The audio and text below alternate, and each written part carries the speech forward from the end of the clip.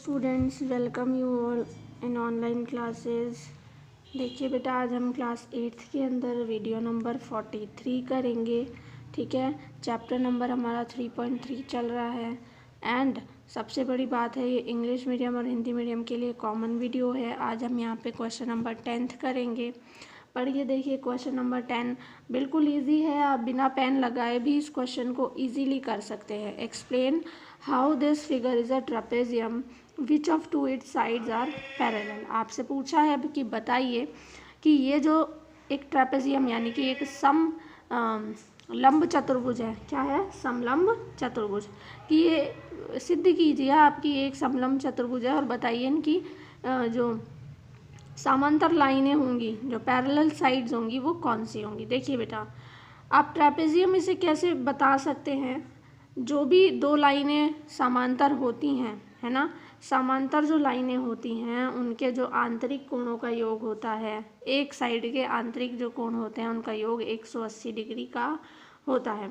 और जब ये 180 डिग्री का होता है तो जिन दो जो कोण लाइनों पर बन रहे हैं उन्हें आप इन्हीं की पैरेलल लाइन कह देंगे। तो इसलिए देखिए 100 + 80 180 बन रहा है, तो इसलिए एल जो है वो MN के पैरेलल होगी, यानी कि समांतर लाइन होगी। तो इस तरीके से आप इसे सिद्ध कर सकते हैं।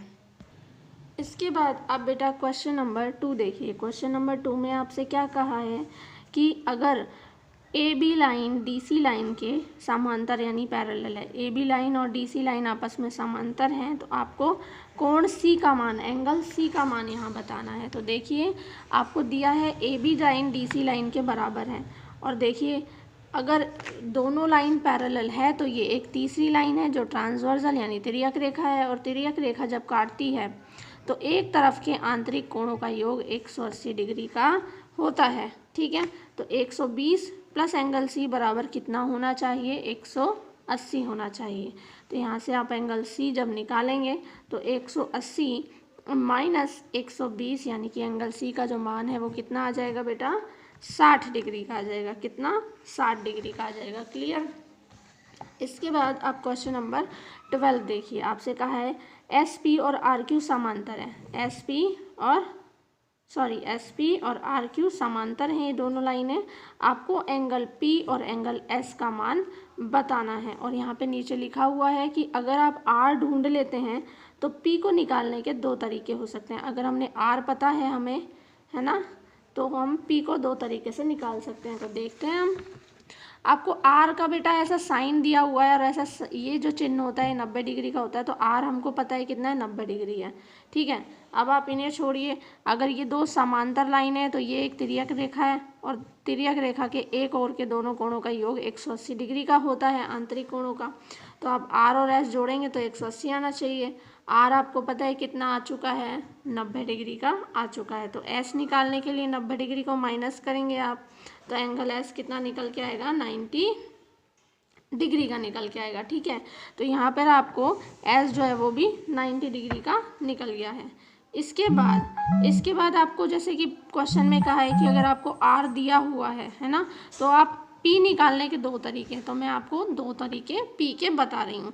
पहला आप जो किस तरह से कर सकते हैं, पहला आप कर सकते हैं इस तरीके से कि ये जो है दो समांतर लाइनें हैं और ये एक तिर्यक रेखा है, तो दोनों आंतरिक कोणों का योग मिलकर के 180 डिग्री होगा।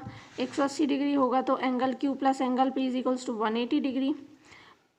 एंगल Q जो है वो 130 डिग्री का है। P निकालने के लिए 180 में से 130 आप घटाएंगे तो कितना आ जाएगा, एंगल P 50 डिग्री का आ जाएगा। ठीक है, ये तो हुआ आपका एक तरीका जिससे आपकी एंगल P निकाल सकते हैं। दूसरा अगर आप तरीका लेते हैं एंगल P निकालने का, तो वो क्या ले सकते हैं कि एक जो समबाहु त्रिभुज होता है, एक जो समलंब चतुर्भुज है या कोई भी चार लाइन की आकृति, बंद आकृति है, उन चारों का योग जब आप करेंगे तो 360 डिग्री आएगा। एंगल सम प्रॉपर्टी है ये, तो है ना। तो आप S का मान रखिए, R का मान रखिए, Q का मान रखिए, P आपको पता नहीं है। 130, 90 और 90, 90, 90, 130 आप ऐड करिए, क्या आ जाएगा, 310 यानी 310।